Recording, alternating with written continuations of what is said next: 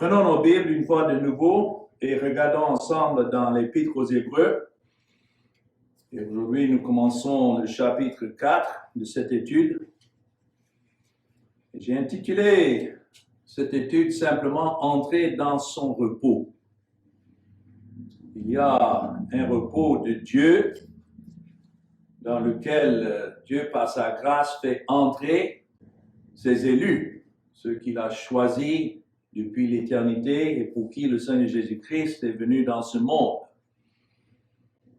Donc, cet épître nous rappelle non seulement de ce repos, mais aussi avertit ceux qui ont une profession, comme était le cas des enfants d'Israël, d'entrer dans le repos, mais qui n'entrent pas. Donc, c'est un sujet très important pour nous. Quand on se rappelle que la plupart des enfants d'Israël ont péri dans le désert, Dieu les a fait sortir d'Égypte, mais ils ne sont pas entrés dans la terre promise. Et cela à cause de l'incrédulité. Extérieurement, ils paraissaient être les enfants de Dieu, mais en réalité, leur nature était mauvaise et sans la grâce de Dieu, ils n'ont pas pu entrer dans cette terre promise.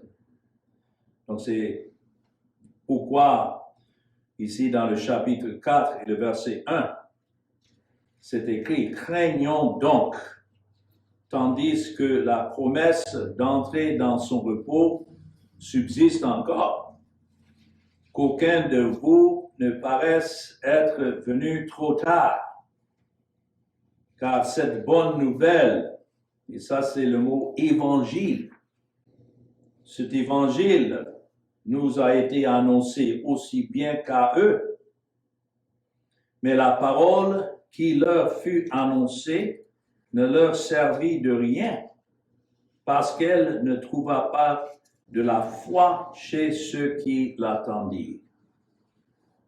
Donc, nous voyons ici cet avertissement de craindre. Donc, ici, ce n'est pas une crainte servile ou de servitude nécessairement, mais plutôt une crainte de Dieu, du fait que si Dieu ne fasse pas effectivement son œuvre de grâce en nous, donc nous serions en fin de compte exactement comme ces enfants d'Israël périssant dans le désert de ce monde, sans Christ et sans salut. Alors nous avons un appel ici qui est nécessaire. Ce n'est pas que quelqu'un qui appartient véritablement à Christ peut perdre son salut. Ce n'est pas ce qui est souligné ici, mais plutôt ceux qui font profession du salut. Comme c'est écrit à la fin du verset 1, qu'aucun de vous ne paraisse être venu trop tard. Il y en a qui font leur profession d'être chrétiens, mais qui n'ont pas cette foi que la grâce de Dieu donne aux enfants de Dieu. Et ils continuent à poursuivre un repos selon leurs œuvres et non pas basé sur l'œuvre de Christ seul. Alors c'est à cela que nous sommes tous avertis. Par exemple, dans d'autres parties de la parole de Dieu, 2 Corinthiens chapitre 13 et le verset 5, voilà l'exhortation que nous avons. On ne peut pas supposer que tous ceux qui nous écoutent et qui entendent physiquement le message de l'Évangile sont nécessairement sauvés. Ici, dans 2 Corinthiens chapitre 13 et le verset 5, l'apôtre Paul dit, examinez-vous vous-même. Donc, chaque fois que nous ouvrons la parole de Dieu, c'est une occasion pour nous de nous examiner. Est-ce qu'effectivement, cette foi qui est annoncée en Jésus-Christ nous concerne? Est-ce que cette foi est en nous? Examinez-vous vous-même pour savoir si vous êtes dans la foi. Et toutefois que vous voyez la foi, on peut substituer cela pour le nom de Christ, parce que la foi égale Christ. La foi est le contenu de ce que Dieu a révélé au sujet de son Fils, le Seigneur Jésus-Christ, et de son œuvre accomplie à la croix. Voilà la foi. Donc, une autre manière de lire ça dans 2 Corinthiens 13, 5, c'est pour savoir si vous êtes en Christ, véritablement. Pas seulement avec une simple connaissance intellectuelle ou bien historique. Nous pouvons étudier la Bible et glaner beaucoup de points ou bien de points d'information au sujet de Christ, mais ça, ce n'est pas la même chose que d'avoir Christ révélé en nous, qui est réservé pour les véritables enfants de Dieu. Mais notez, éprouvez-vous vous-même. Combien de fois nous avons la tendance de toujours regarder autour de nous et se demander, mais est-ce que tel ou tel est véritablement en Christ? La Bible ne nous conduit jamais dans ce sens. C'est toujours à nous-mêmes que cette parole est adressée. Examinez-vous vous-même pour savoir si vous êtes dans la foi. Éprouvez-vous vous-même. Ne reconnaissez-vous pas que Jésus-Christ est en vous? Là, une autre manière de lire ça, c'est à moins que vous ne reconnaissez pas que Christ est en vous. À moins peut-être que vous ne soyez réprouvés à la fin, rejetés, comme c'était le cas de ceux d'Israël.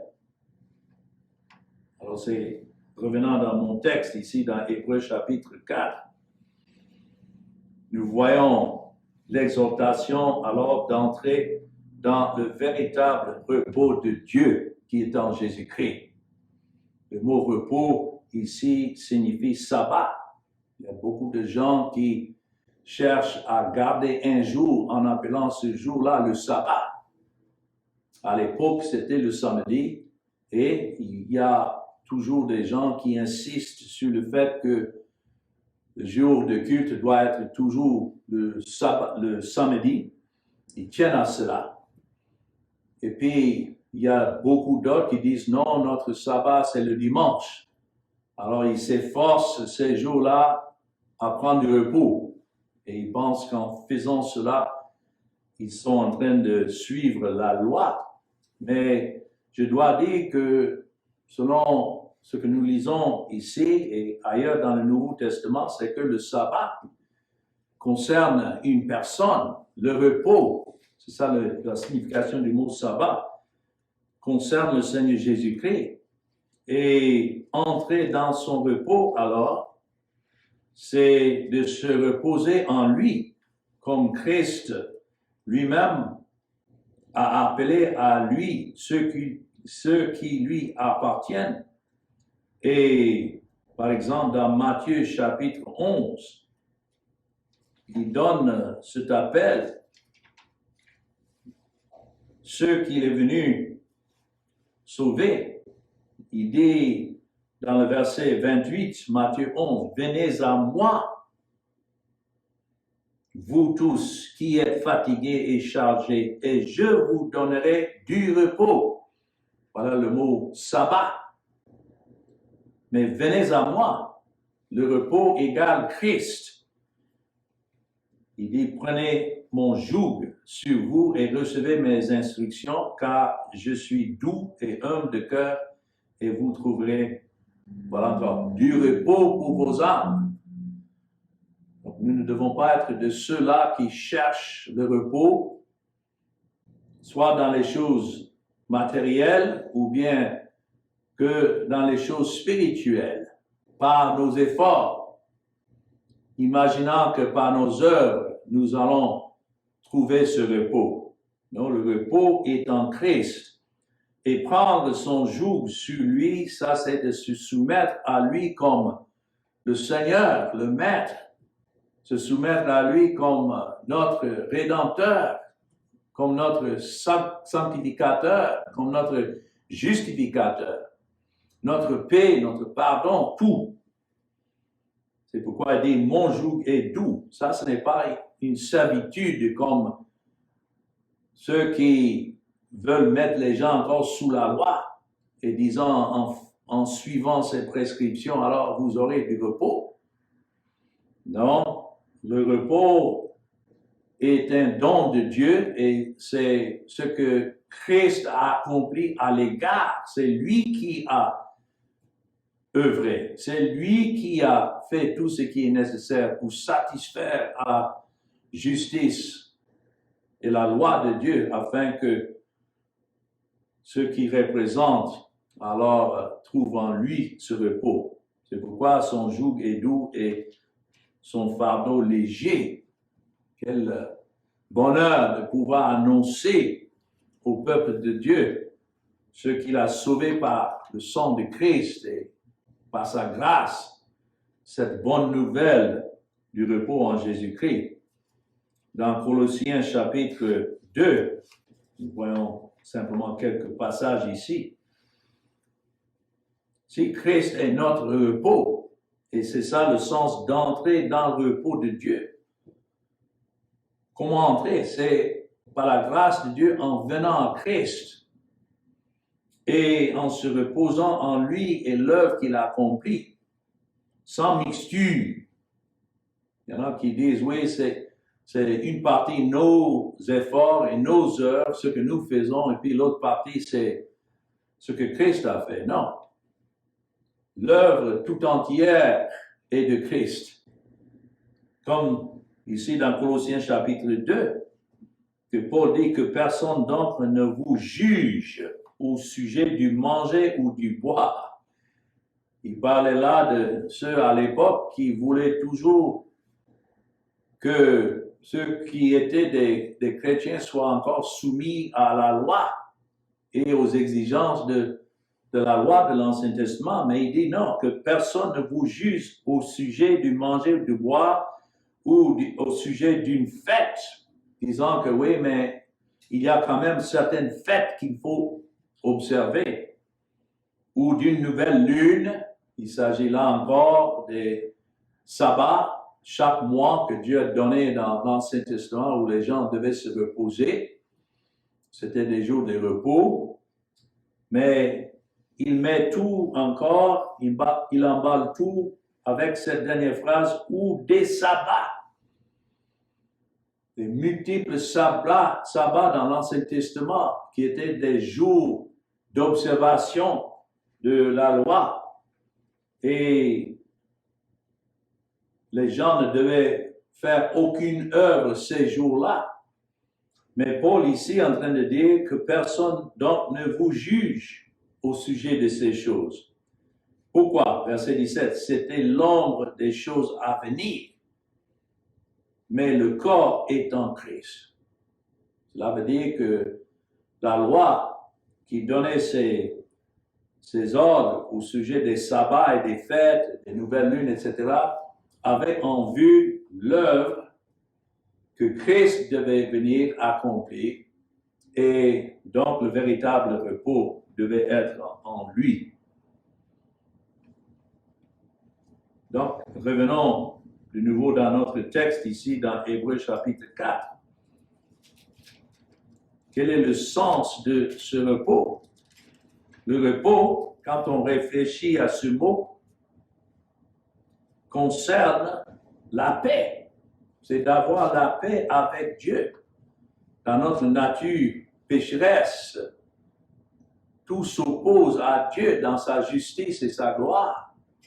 Mais ayant Christ pour notre repos, cela signifie que lui-même, Christ, est notre paix avec Dieu.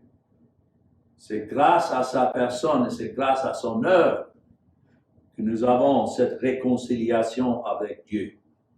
Deuxièmement, le repos signifie la liberté d'un esprit qui est attiré par la grâce de Dieu et non pas un esprit servile ou bien de devoir. Combien de fois nous entendons des prédicateurs qui ont leur liste de tâches et de devoirs que si vous voulez la bénédiction de Dieu, voilà ce qu'il faut faire. Ça, ce n'est pas le repos. Le repos, c'est d'avoir ce sens que non, Christ a tout accompli. Alors, étant en paix avec Dieu et que toute la loi, la justice de Dieu satisfaite devant Dieu, nous nous jouissons de ce repos. Le sens du mot repos signifie se reposer. Donc, voilà ce que nous devons craindre, comme c'est écrit dans Hébreux chapitre 4, verset 1. Craignons donc, tandis que la promesse d'entrer dans son repos subsiste encore. Et quand nous lisons cela, c'est toujours subsiste encore aujourd'hui, aussi longtemps que ce monde existe. Il y en a encore ceux que Dieu, dans sa grâce, doit attirer à Christ, pour qui Christ a payé la dette, parce qu'il ne peut perdre aucun de ceux que le Père lui a donnés. Donc le repos signifie se reposer. Cette promesse, c'est toujours, toutes les promesses de Dieu sont en Jésus-Christ. Donc ce repos, c'est la paix avec Dieu, ce repos. Deuxièmement, signifie la liberté. Et nous sommes libres de cet esprit servile et de devoir, du légalisme, afin d'adorer Dieu avec cette liberté. Et troisièmement, le repos signifie la délivrance du fardeau de l'observance de la loi mosaïque. Nous ne retournons pas à la loi, nous mettre de nouveau sous cette loi, comme beaucoup prétendent. Lorsque nous lisons l'Ancien Testament, c'est de voir comment Christ a satisfait chacune de ces lois à notre faveur. Le repos signifie la liberté dans notre culte selon l'Évangile. Notons bien ici dans le verset 2, lorsque l'apôtre dit « car cette bonne nouvelle », cela signifie que la bonne nouvelle que nous annonçons aujourd'hui a été annoncée dans l'Ancien Testament. Il y a beaucoup qui se trompent en pensant que non, l'Ancien Testament, ça c'est les lois et les prescriptions de Dieu et le Nouveau Testament, c'est l'Évangile. Ici, il dit car cette bonne nouvelle nous a été annoncée aussi bien qu'à eux. Il n'y a qu'un seul Évangile qui est annoncé à travers les Écritures. Et c'est l'Évangile qui concerne Christ. Dans l'Ancien Testament, tout se passait sous type, comme nous avons vu en Colossiens 2, 17, c'était l'ombre des choses à venir, mais le corps, le contenu, c'est en Christ. C'est pourquoi nous pouvons retourner dans l'Ancien Testament et prêcher l'Évangile à travers la vie de ceux qui appartenaient au Seigneur dans l'Ancien Testament. Il faut dire que l'Évangile était annoncé tout premièrement dans le jardin à Adam et Ève, lorsque Adam et Ève ont chuté. D'abord, il y avait l'arbre de la vie, mais après leur chute, lorsqu'ils se cachaient, ils voulaient se couvrir leur nudité avec des feuilles de figues. Dieu a enlevé ces feuilles et il a tué des animaux, versé le sang de ces animaux, et puis il a revêti Adam et Ève avec les peaux de ces animaux. Qu'est-ce que cela signifie que si ce n'est l'œuvre de Christ qui devait venir des milliers d'années plus tard et donner sa vie et que sa justice qu'il aurait œuvré et accompli serait maintenant imputée, mise au compte de ceux pour qui il est mort. Ça, c'est l'Évangile. Et on peut traverser tout l'Ancien Testament en prêchant le même Évangile que le Nouveau. C'est ce que l'apôtre dit ici, car cette bonne nouvelle nous a été annoncée aussi bien qu'à eux. Et on peut dire, donc, pourquoi alors ceux de l'Ancien Testament, particulièrement les enfants d'Israël qui ont vu cet évangile à travers les types, même l'agneau de la Pâque qui était immolé, tout cela était symbolique de l'œuvre de Christ. Mais c'est écrit ici la réponse. Pourquoi beaucoup ont péri dans le désert? C'est parce que la parole qui leur fut annoncée ne leur servit de rien, parce qu'elle ne trouva pas de la foi chez ceux qui l'entendirent.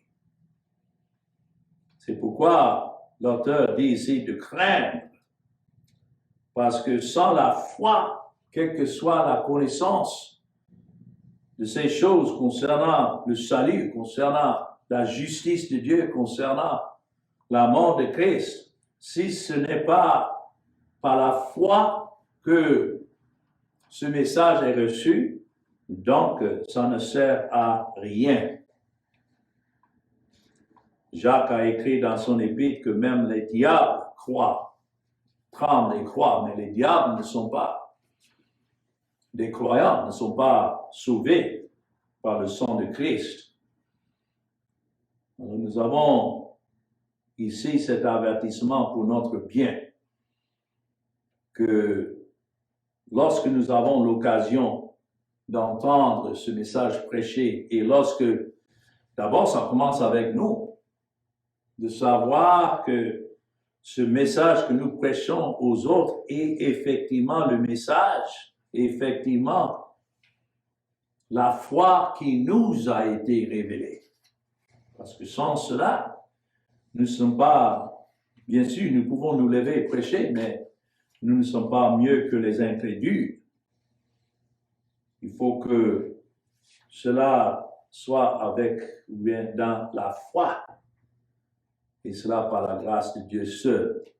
Et nous devons continuer à mettre en garde, non seulement examinez-vous vous-même, mais mettre en garde ceux qui nous écoutent, que ce n'est pas simplement une question d'apprendre quelques points de doctrine. C'est ce que je crains parmi ceux qui disent qu'ils tiennent aux doctrines de la grâce, et ils mettent ça au pluriel. Vous savez qu'il n'y a qu'une seule doctrine. La Bible ne parle pas des doctrines de la grâce. Il n'y a qu'une seule doctrine, et cela concerne Christ. C'est la doctrine de Dieu qui concerne le Seigneur Jésus-Christ. Et ce n'est pas simplement une question d'apprendre ces doctrines, même les mémoriser et les annoncer aux autres pour dire, voilà la vérité. La vérité concerne Christ. Vous pouvez bien apprendre ce qu'ils appellent les doctrines de la grâce, qui commencent avec la dépravation de l'homme. Et vous pouvez bien donner la définition de ce que c'est d'être déchu comme pécheur, sans avoir vous-même eu l'expérience de la grâce de connaître votre état de perdition devant Dieu. Et ça continue dans les doctrines de la grâce concernant l'élection de Dieu. Mais on peut bien apprendre le sens et la définition de l'élection de Dieu sans connaître Christ. De savoir que ce n'est pas simplement que Dieu a choisi un grand nombre de pécheurs pour le salut, mais pour honorer son Fils. C'est pourquoi il a choisi des pécheurs. d'un monde déchu et que l'élection, en fait, c'est d'être remis entre les mains de Christ depuis l'éternité. Avant même la chute d'Adam, il y avait là le Christ, le Sauveur, le Rédempteur que Dieu le Père a honoré en lui donnant un peuple qui devait venir sauver. Et puis, une des autres doctrines de la grâce, ils appellent ça, c'est la rédemption particulière de Christ. Et on peut apprendre, enseigner cela aux autres, que non, lorsque Christ est mort, il n'est pas mort pour tous les hommes, mais pour les élus que le Père lui a donnés. Et tout cela est vrai. Mais la doctrine de la rédemption concerne le Rédempteur. Avoir cette révélation de Christ, c'est de voir que Christ est cette rédemption, que Christ est cette justification. C'est Christ qui est cette sanctification. Tout est en lui, et à lui tout l'honneur et la gloire. Voilà l'avertissement. Craignons donc, tandis que la promesse d'entrer dans son repos subsiste encore, que notre appréhension de cette parole, de la grâce, ne soit pas simplement intellectuelle, mais que nous soyons véritablement les objets de cette grâce. Autrement, nous ne serions pas mieux que les enfants d'Israël qui sont tombés dans le désert. Et la promesse était là, mais ils ne sont pas entrés parce que, laissés à eux-mêmes, ils se sont déviés pour suivre d'autres voies. Alors, voyons un deuxième point. Ça, c'est comment entrer dans le repos de Dieu. Mais ce deuxième point que nous voyons ici, c'est dans les versets 3 à 5 que le repos du peuple de Dieu est comme le repos de Dieu lui-même. Nous lisons ici, pour nous qui avons cru, nous entrons dans le repos selon qu'il est dit. Je jurai dans ma colère, ils n'entreront pas dans mon repos. Il dit cela, quoique ses œuvres eussent été achevées depuis la création du monde. Car il a parlé quelque part ainsi du 7e jour. Et Dieu se reposa de toutes ses œuvres le 7e jour. Et ici encore, ils n'entreront pas dans mon repos. Alors, nous voyons comment l'auteur retourne dans l'Ancien Testament, surtout dans le psaume 25 et le verset 11, où de l'Ancien Testament, Dieu a dit que ce peuple, bien vrai qu'il les a libérés de leur esclavage en Égypte, mais arrivé dans le désert, voyant leur incrédulité et l'endurcissement de leur cœur, il a juré dans sa colère qu'ils n'entreront pas dans mon repos. Il y a beaucoup qui tiennent cette Bible et qui tiennent les promesses de la Bible pour eux-mêmes. C'est comme si le fait qu'ils ont la Bible dans leurs mains, que cela signifie qu'ils sont déjà enfants de Dieu. Mais nous devons prendre au sérieux ces citations que nous voyons ici, que ceux qui sont sous la colère de Dieu et pour qui le Seigneur Jésus-Christ n'a pas payé leurs dettes, dans cette colère de Dieu dans laquelle ils sont scellés, ils ne connaîtront jamais le véritable repos de Dieu. Ça, c'est un avertissement sévère, mais ça doit nous faire réfléchir tous. Est-ce que je suis un de ceux-là pour qui Christ a payé la dette et qui a subi cette colère de Dieu à mon égard, ou bien je suis un de ceux-là qui ont peut-être une certaine connaissance de ces vérités, mais ne sont jamais entrés dans le repos. Il faut la grâce de Dieu pour entrer dans ce repos. C'est Dieu seul qui peut donner ce repos. Mais si nous voulons avoir une appréciation de ce repos, ici dans ces versets que je viens de lire, les versets 3 à 5, ce repos est comparé au repos de Dieu depuis Genèse chapitre 2 et le verset 2. Si nous retournons là, pour voir, après avoir créé le monde, nous lisons ici que Dieu a vu tout ce qu'il a créé et que tout était bon, comme il dit dans Genèse 1, le verset 31. Dieu vit tout ce qu'il avait fait et voici, cela a été très bon. Ainsi, il y eut un soir et il y eut un matin, ce fut le 6e jour. Mais la création comprend 7 jours. Mais qu'est-ce qui s'est passé le 7e jour? Lisons Genèse 2, verset 1. Ainsi furent achevés les cieux et la terre et toute leur armée. Dieu acheva au 7e jour son œuvre qu'il avait faite. Et notez, il se reposa. Voilà la première mention dans la Bible du repos ou bien du sabbat. Il se reposa au 7e jour de toute son œuvre qu'il avait faite. Il ne s'est pas reposé parce qu'il était fatigué.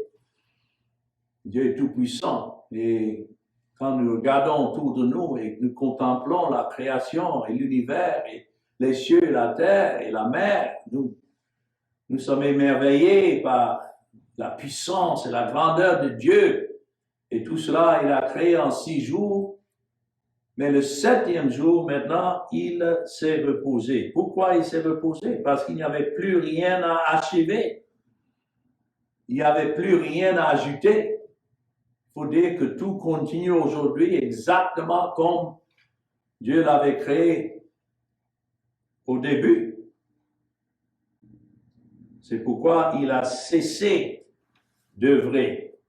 Mais ça nous donne dans ce sens, et revenant dans Hébreux chapitre 4, verset 3, pour nous qui avons cru, qui sont ceux qui ont cru, ce sont ceux qui sont les objets de la grâce de Dieu, parce que Christ lui-même a dit que personne ne peut venir à moi si ce n'est le Père qui l'attire, si cela ne lui est donné de son Père.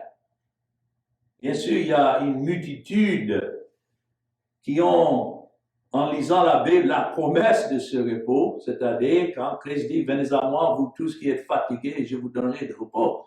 C'est comme une promesse, mais ceux qui ignorent, là, vous qui êtes fatigués, il y en a qui ne sont pas fatigués, ils continuent à chercher de s'approcher de Dieu par leurs œuvres.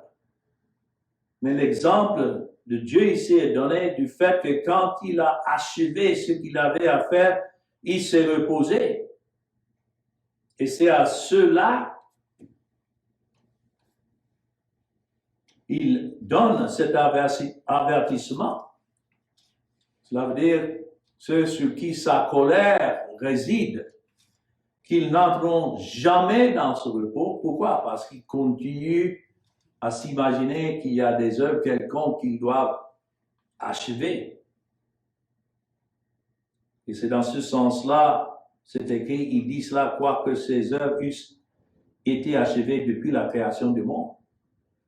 Quand il dit ces œuvres eussent été achevées depuis la création du monde, il s'agit là de la création du monde. Dieu n'est pas aujourd'hui en train de créer de nouvelles choses. Non, tout continue. Il se repose de ce qu'il a créé. Mais ceux qui ne croient pas s'imaginent qu'ils peuvent forcer la main de Dieu pour qu'il fasse encore d'autres choses à leur avantage, comme s'il continue à créer de nouvelles choses, non. Verset 4, car il a parlé quelque part ainsi du 7e jour, et Dieu se reposa de toutes ses œuvres le 7e jour. C'est ce que nous venons de lire là dans Genèse chapitre 2. Quand il dit quoique ses œuvres eussent été achevées depuis la création du monde, de la même manière que Dieu s'est reposé de ses œuvres, voilà le point. C'est que ceux qui croient en Jésus-Christ comme celui qui est venu achever et accomplir le salut à l'égard de son peuple, ceux-là aussi se sont reposés des œuvres, c'est-à-dire ils ne cherchent pas à s'approcher de Dieu par une œuvre quelconque. Croire en Christ, c'est se reposer, c'est rien à faire. C'est de se reposer en ce qu'il a fait. Ce n'est pas ce que nous faisons, mais ce qu'il a fait. Alors c'est pourquoi l'auteur fait ce contraste dans ce passage, dans le verset 4 et 5, quand il a parlé quelque part ainsi du 7e jour, et Dieu se reposa de toutes ses œuvres le 7e jour. Mais quand il dit dans le verset 5, et ici encore, ils n'entreront pas dans mon repos. Ceux n'entrent pas dans le repos de Dieu qui pensent qu'il y a des œuvres encore qu'ils doivent faire, qu'ils doivent accomplir, qu'ils doivent achever. Non? Comme Dieu s'est reposé de son œuvre de création, donc ceux qui sont à lui se reposent aussi de tout effort. Et ainsi, il se repose en Christ. Donc, c'est pourquoi dans le verset 6 à 9, l'auteur parle ici d'un repos dont ceux qui sont incrédules n'ont pas part.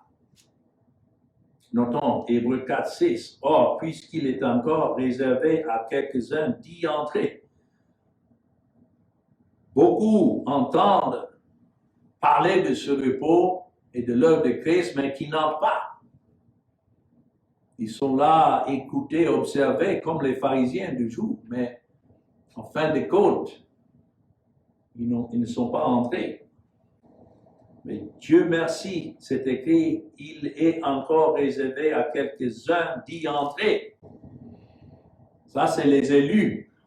Qu'est-ce qui a su que certains entreront dans ce repos que Dieu a promis à son peuple d'y entrer? C'est réservé. Notez bien le mot là, verset 6. Il est encore réservé à quelques-uns d'y entrer. Et que ceux à qui d'abord la promesse a été faite n'y sont pas entrés à cause de leur désobéissance. Dieu fixe de nouveau un jour aujourd'hui en disant dans David si longtemps après, comme il est dit plus haut, aujourd'hui, si vous entendez sa voix, n'endurcissez pas vos cœurs. Oh, quelle grâce de ne pas continuer avec un cœur endurci comme beaucoup d'Israël sont péris dans le désert, mais il est réservé et cette même promesse, cette même grâce est aujourd'hui donnée à ceux qui sont le véritable peuple de Dieu. C'est écrit verset 8, car si Josué leur eût donné le repos, ils ne parleraient pas après cela d'un autre jour. Il s'agit là de Josué dans l'Ancien Testament.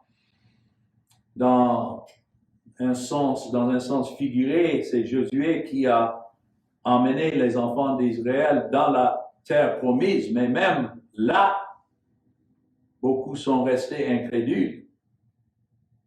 Donc, il n'y avait pas de repos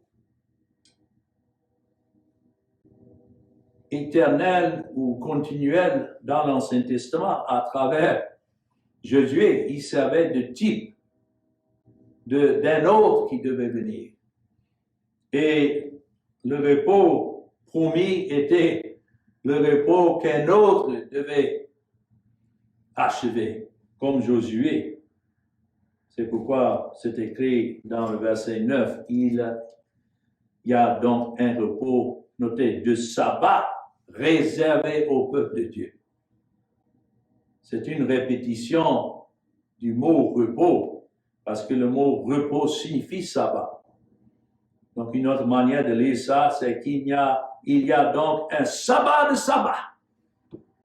Quand les gens veulent savoir si nous observons le sabbat, comme s'il s'agissait d'un jour, nous disons avec joie, oui, nous célébrons le sabbat le lundi, le mardi, le mercredi, le jeudi, le vendredi, le samedi et le dimanche. Nous avons le sabbat des sabbats dans l'œuvre de Jésus-Christ. C'est pourquoi on ne peut pas se confier l'Ancien Testament et aux efforts des hommes à observer la loi de Dieu, comme c'est écrit dans le verset 8. Si Josué aurait pu donner le repos dans l'Ancien Testament, on ne parlerait pas après d'un autre jour. Mais pourquoi on parle après d'un autre jour? C'est parce que Josué même n'a pas pu donner ce repos. Aucune loi ne pouvait donner ce repos. La loi a été donnée afin que notre bouche soit fermée, que tout le monde soit affirmé comme coupable devant lui. Afin qu'un autre jour vienne, le jour de la grâce de Dieu en Jésus-Christ aujourd'hui, où Christ est venu, où Christ a accompli parfaitement cette loi. Donc l'explication dans les deux derniers versets que je voulais toucher dans cette étude aujourd'hui, verset 10, car celui qui entre dans le repos de Dieu. Voilà le sens, entrer dans le repos. Se repose de ses œuvres. Je n'ai aucune œuvre qui puisse me recommander à Dieu. Je me repose dans l'œuvre de Christ qu'il est venu accomplir. Et c'est écrit comme Dieu s'est reposé des siens. Ça retourne encore à la création. Ce septième jour, Christ ne faisait plus d'œuvre parce que tout était achevé. Il n'y avait plus rien à ajouter. Et ainsi, nous reposons dans l'œuvre de Christ. Il n'y a plus rien à ajouter. Il a tout fait. Alors, l'exhortation, verset 11, efforçons-nous. Ce n'est pas dans le sens de fournir ses efforts nous-mêmes, mais c'est dans le sens de voir l'urgence, de venir à Christ. Efforçons-nous donc d'entrer dans ce repos. Pas n'importe quel repos, mais ce repos. Christ, afin que personne ne tombe en donnant le même exemple de désobéissance. Alors que le Seigneur nous révèle clairement Christ et son œuvre, et qu'il nous attire par sa grâce. Dans Romains chapitre 10, un dernier passage, Paul explique ceux qui sont véritablement les enfants de Dieu et ceux qui sont entrés dans le repos de Dieu.